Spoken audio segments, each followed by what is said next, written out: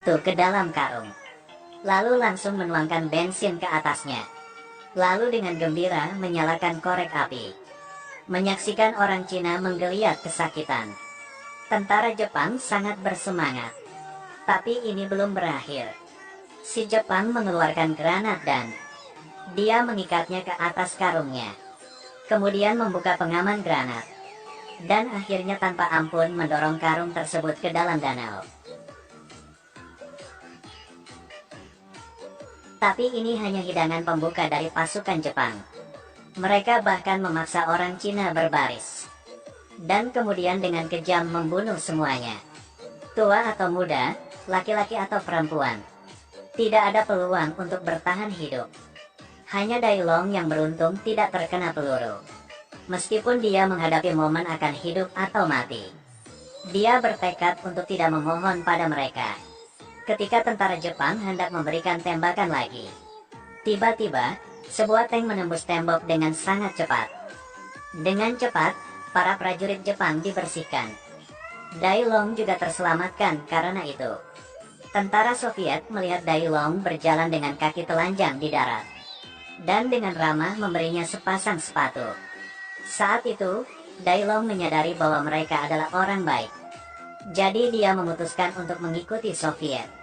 Tidak menyangka sang sopir tidak terbiasa dengan medannya. Mereka langsung pergi ke barak pasukan Jepang. Dan begitu pasukan Jepang melihatnya, mereka menembakkan hujan peluru. Pasukan Soviet terpaksa bergabung dalam perangnya. Namun berkat keunggulan jumlahnya, tentara Jepang dengan cepat mengambil keuntungannya. Pada akhirnya, hanya Dai Long dan 3 tentara yang masih hidup. Mereka harus pergi bersama. Ketika mereka menyeberangi jembatan kecil, mereka menemukan sebuah rumah kayu. Saat Alex hendak masuk untuk mengecek, tiba-tiba sebuah granat terlempar ke arahnya. Alex langsung berbaring di tanah. Tetapi menunggu setengah hari, dia masih tidak melihat granat meledak. Alex menoleh. Ternyata pengamannya belum ditarik. Alex marah dengan pistol, menyerbu ke dalam rumah kayu. Dan menemukan bahwa ada 2 gadis Jepang di dalamnya. Keduanya terlihat sangat ketakutan. Alex tidak punya waktu untuk bereaksi. Salah satu gadis itu minum racun untuk bunuh diri. Saat Alex hendak membunuh gadis lain, dia dihentikan oleh Mina tepat waktu.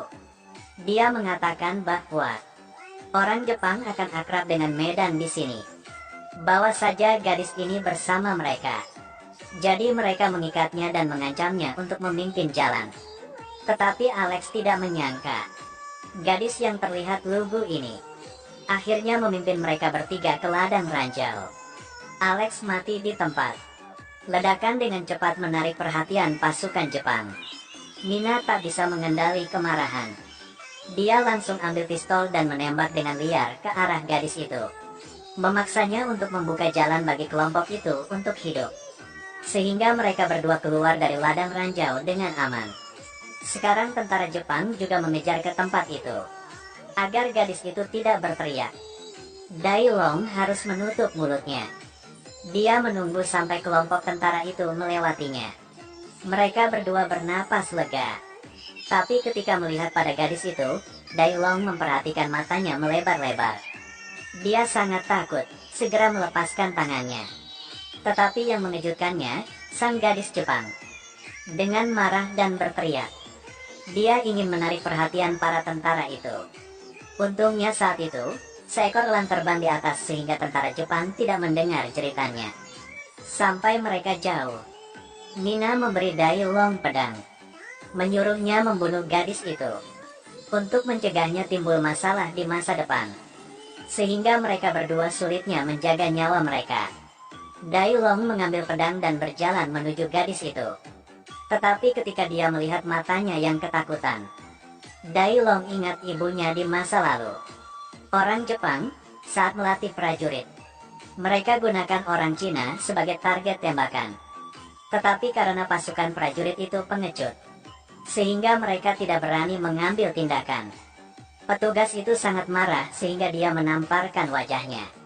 Akhirnya, sang pemula harus melakukan apa yang dia katakan.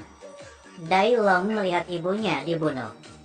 Dia berteriak dengan marah, tetapi hanya bisa menyaksikan dia dibunuh. Pada saat ini, di depannya juga ada seorang gadis lemah yang tangannya diikat. Dai Long harus mengambil nyawanya, sehingga dia bisa membalaskan dendam untuk ibunya. Tetapi jika dia melakukan itu, hati nuraninya akan tersiksa. Sesaat perjuangan ideologis, dia akhirnya memutuskan untuk tidak membunuh gadis itu, tetapi meninggalkannya di sana sendirian. Kemudian dia melanjutkan perjalanannya bersama Mina.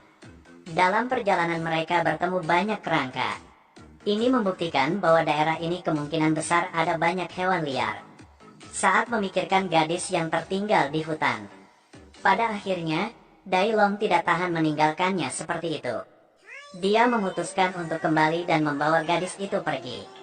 Ketika mereka bertiga menyeberangi jembatan, karena pusat gravitasi yang tidak stabil, Dai Long tidak sengaja mendorong gadis itu jatuh.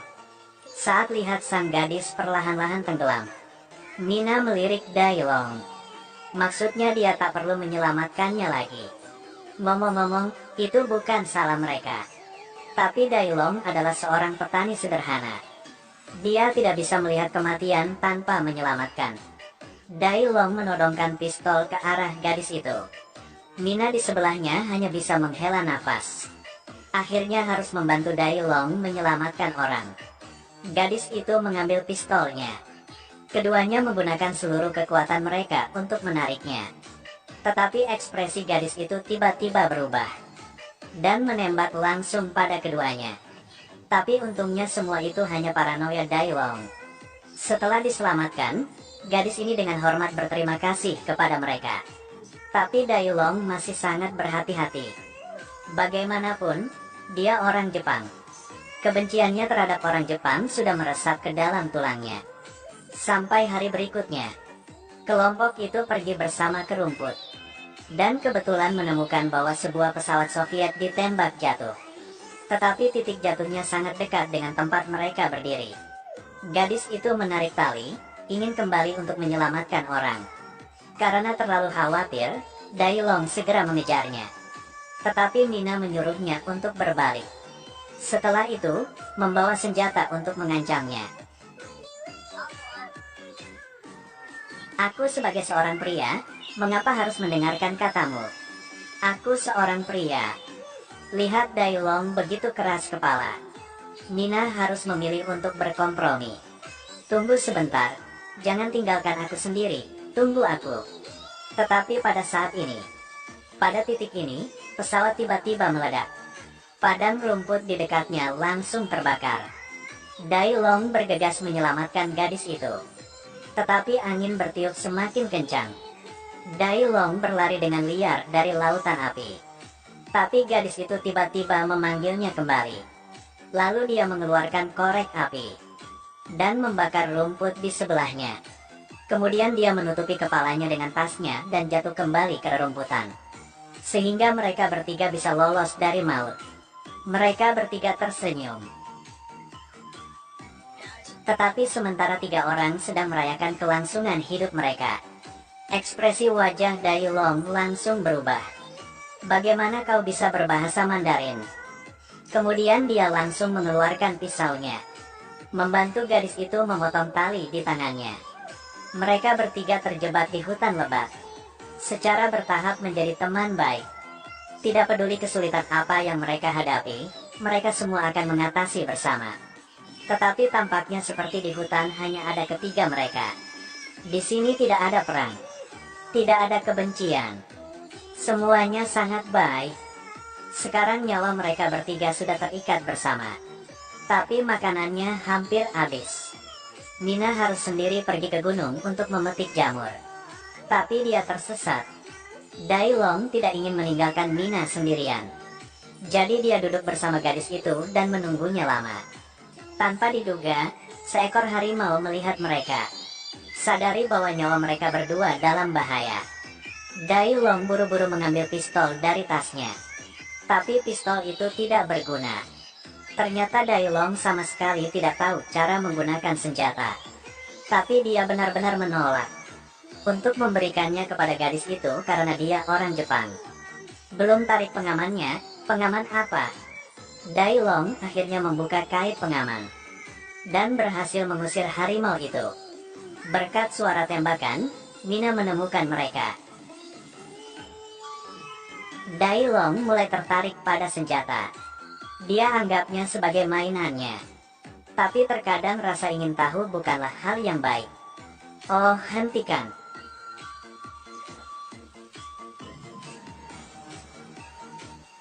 Sangat cepat mereka datang ke barak. Tanpa diduga, gadis itu membawa mereka kembali ke barak Jepang lagi. Ternyata dia ingin mereka berdua menyerah. Karena memang mereka tidak punya tempat tujuan. Hanya tempat ini yang menjadi jalan hidup mereka. Meskipun Dai Long dan Mina sangat marah, sekarang mereka tidak punya pilihan. Gadis itu berlarian. Mengetahui tempat ini sudah tidak ada lagi. Dai Long baru menyadari tentara Jepang telah keluar dari sini. Mina juga menemukan bahwa dia menemukan banyak makanan di kendaraan Soviet. Dia hendak turun dari mobil, bawakan makanan untuk mereka. Tak disangka, dia segera dikendalikan. Ternyata saat dia sibuk mencari makanan, dia meletakkan senjatanya di luar. Dan gadis Jepang itu mengambil kesempatan itu. Memegang senjatanya, mengarahkan ke mereka berdua. Saat ini, radio menyiarkan berita bahwa tentara Jepang telah dikalahkan. Ternyata gadis itu memiliki kebencian karena itu. Jepang tidak dapat dikalahkan. Militerisme telah menjejalkan kebencian ke dalam kepalanya. Dai Long berjalan menuju gadis itu selangkah demi selangkah. Dia memelototinya, lalu menggunakan tubuhnya untuk menutupi moncong senjatanya. Tetapi untungnya masih sedikit kejujuran tersisa dalam gadis itu. Dia tidak bisa menembak. Akhirnya menyerah tanpa daya. Mina mengambil pistol di tanah dan menemukan bahwa tidak ada amunisi di dalamnya. Ternyata Dai Long selalu mewaspadai gadis itu. Jadi dia segera mengeluarkan semua pelurunya. Tapi di saat ini radio menyiarkan berita bahwa Jepang menyerah. Perang akhirnya berakhir. Gadis ini ingin bersatu kembali dengan keluarganya. Akhirnya saat semuanya berlalu, itu seperti mimpi. Itu tidak berakhir begitu sederhana. Atas dasar apa kalian datang ke sini untuk membantai kami? Adegan ini membuat banyak orang tidak dapat menahan air mata.